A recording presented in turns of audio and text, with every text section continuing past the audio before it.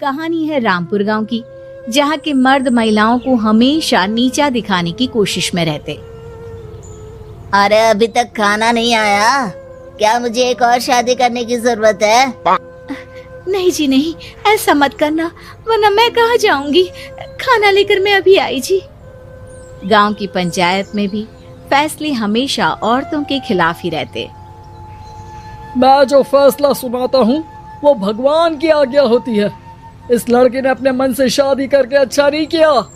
लड़के को घर भेज दो और इसकी शादी इसकी जाति की किसी लड़के से करवा दो, लेकिन ये लड़के, इसे तो गांव के बाहर निकाल दो।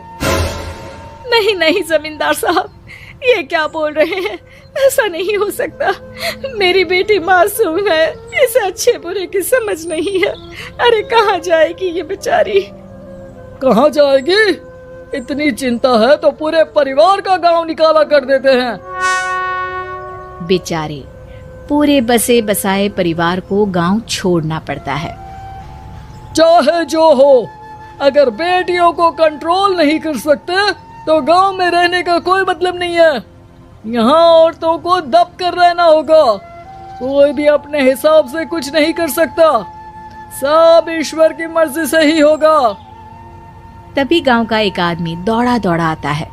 सरपंच साहब, जमींदार साहब, वो कालिया है ना, उसकी बेटी पढ़ने के लिए शहर जा रही है।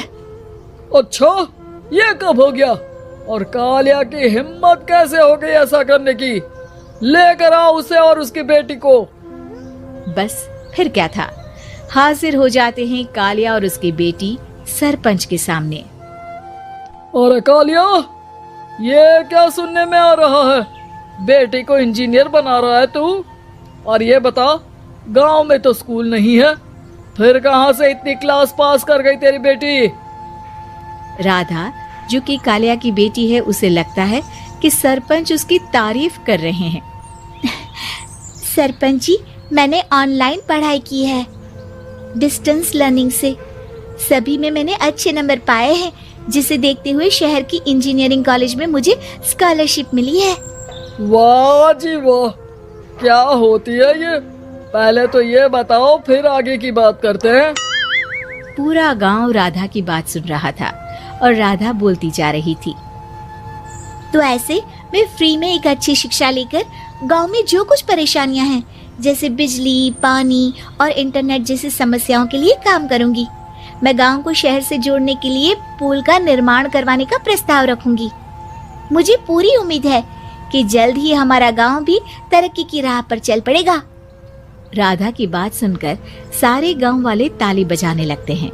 सरपंच को समझ नहीं आता कि वो क्या करे। चुप रह नादान लड़की, गांव के खिलाफ जाने के लिए तुझे गांव से बेदखल कर दिया जाएगा, वो भी पूरे परिवार के साथ। और हाँ, अगर ठीक से गांव में रहना चाहती है तो ये पढ़ाई लिखाई छोड़ दे।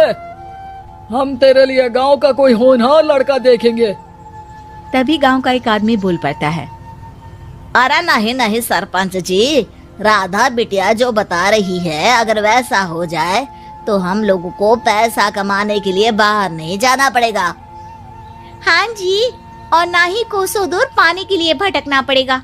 हमारे बच्चे भी अच्छी पढ़ाई कर सकेंगे और आगे बढ़ेंगे, ना कि हमारी तरह खेती करते बैठेंगे। क्यों गांव वालों, राधा बिटिया का साथ देना चाहिए ना। सरपंच देखता है कि गांव राधा के साथ है तो वो चुप हो जाता है। वो घर आकर अपने सलाहकार से बात करता है, जो बहुत ही चालाक किस्म का इंसान होता है। अरे सरपंच साहब, आपको बहुत ही होशियारी से काम लेना पड़ेगा। एक बार गांव तरक्की कर गया, यहाँ के बालक पढ़ लिए तो कोई ना पूछेगा आपको। और फिर ये जो बेटा और बेटी है ना आपके, इनको भी आम लोगों की तरह ही जीवन जीना होगा। हाँ, लेकिन करे तो क्या करे? वो ना आप मुझ पर छोड़ दीजिए, बस मैं जैसा बोलूं करते जाइए। अगले रोज सुबह जब गांव वाले सोकर उठते हैं तो राधा के घर के बाहर और साथ ही वो लोग जिन्होंने राधा का सपोर्ट किया था, उनके घर के आगे लाल रंग से कल आऊंगी लिखा होता है। कल आऊंगी, यह क्या होता है? अरे यह तो खून से लिखा है, लगता है कोई भूत प्रेत या चुड़ैल का साया है। चलो सरपंच जी के पास चलते हैं। सभी सरपंच के पास जाकर उसे सारी बात बताते हैं। अरे ये तो बड़ी मुश्किल की बात है। चलो मैं एक बाबा को जानता हूँ, उन्हें बुला लेता हूँ। सरपंच बाबा को लेकर गांव के घर के बाहर जाता है। ओहो, तो ये वो चुड़ैल है जो उन लोगों को निशाना बनाते हैं जो गांव को बदलने का सपना देखते हैं। वो गांव को ऐसे ही संपन्न देखना चाहती है, वो नहीं चाहती कि कोई बाहरी यहाँ का कायाकल्प करे। क्या तुम लोगों में से किसी ने गांव को बदलने की सोच रखी है? तभी राधा की माँ रोते रोते आती है। मेरी राधा घर से गायब हो गई है। अरे कोई तो बचाओ, मेरी बच्ची कहाँ गई?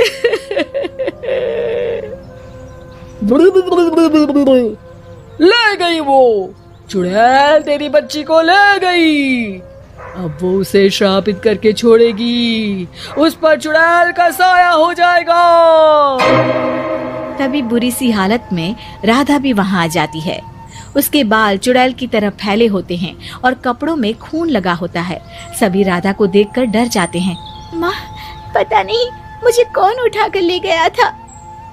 अरे दूर हो जा चुड़ैल, अब हम लोग इस गांव में नहीं रुकेंगे। अरे कैसे बातें कर रहे हैं आप? कल तो आप मेरे भरोसे गांव का हुलिया बदलने, अपने बच्चों को पढ़ाने और तरक्की उन्नति की बात कर रहे थे, तो आज क्या हो गया आपको? ये फिर तुम लोगों को बहकाएगी। ये चुड़ैल गांव में आ चुकी है, ऐसे ही ये तुम्हारे घर के बच्चों को भी ले जाएगी। गांव वाले राधा को गांव से बाहर निकाल देते हैं। उसके माँ बाप रोते रहते हैं, लेकिन गांव वाले नहीं मानते। मैं भी अपनी बहन के साथ गांव के बाहर रहूंगा, लेकिन वो पढ़ाई नहीं छोड़ेगी। वहीं सरपंच के घर पर सलाहकार कहता है। देखा, सांप भी मर गया और लाठी भी नहीं टूटी। लेकिन अगले ही दिन सरपंच के घर के बाहर भी वही शब्द लिखे होते हैं और फिर सरपंच की बीवी कहती है, हमारी बेटी को किसी ने अगवा कर लिया है। तभी राधा का भाई वहां आ जाता है। अरे गांव वालों, मैंने सरपंच जी की बेटी को देखा था।